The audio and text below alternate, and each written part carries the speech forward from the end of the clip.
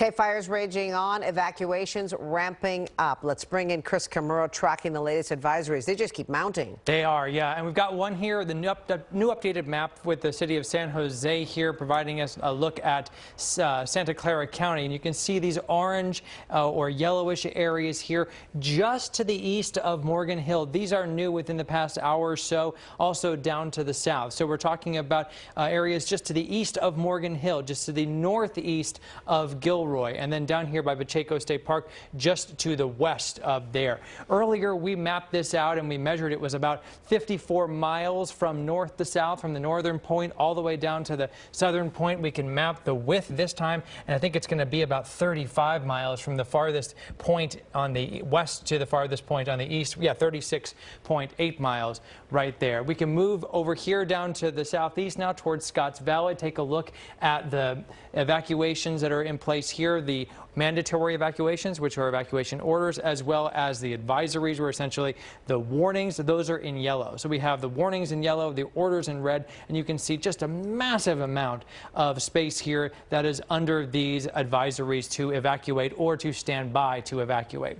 We can also take you back up to the north, and we can show you what's happening up. This is Napa County here on this map, where we have Napa here, Calistoga here, Healdsburg over here. You can see that the blue areas are the evacuations that are mandatory, and then just this tiny little sliver that is yellow, which is an evacuation warning. Earlier today, we saw some misunderstanding, if you will, on social media about the differences between evacuation warnings and evacuation orders. We want to lay that out for you real quick. Essentially, evacuation warning on the left side of our scale and the evacuation order on the right side of our scale, which is basically the time to go. Here's what Cal OES says about these two things. The warning is essentially a potential threat to life or property. And what it means is that if you require additional time to evacuate, or if you have pets or livestock, it's time to go when there's a warning.